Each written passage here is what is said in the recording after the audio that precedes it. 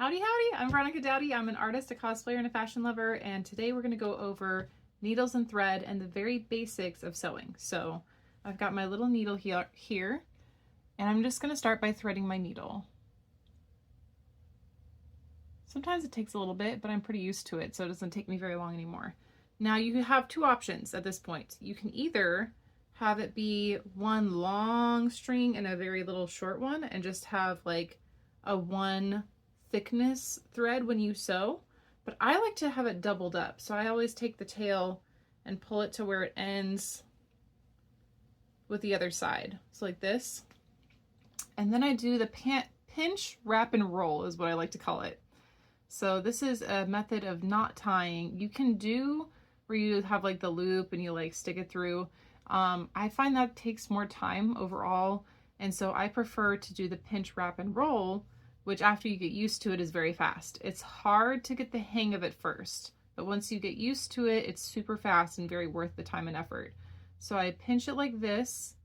I wrap it around my pointer finger like this. And then I kind of cross over those threads under my thumb there. I press down with my pointer finger and roll like that. And you can see that thread is twisting. That's going to make your knot.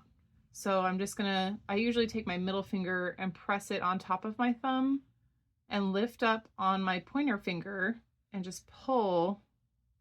And when you pull from the front of that thread, you get a knot, which is pretty awesome. So this little knot can be pretty durable. You don't usually want to pull on the ends of your thread though, because sometimes it's not like super great at being pulled on the end and it will like unravel. So you just want to pinch from the front and pull on the top of the knot. Don't try to pull on those little threads at the end. Typically it'll undo the knot, which is not great. So this is usually how I do my sewing thread. So I've got my needle on this side. Now this is a little bit longer than I usually like because I usually sew with it about the length of my elbow. If you go much longer than that, the thread will start knotting on itself.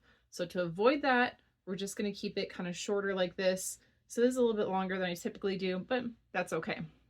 So I've got this thread, it's ready to go, and I'm running out of time. So I'm going to go ahead and stop there. I will do another video. It'll be a part 2 of how to use that needle and thread to sew on a patch, just to kind of like show you the basics of how to get started and how to finish a stitch. But thank you so much for joining. Have a wonderful day. God is good, and I'll see you later.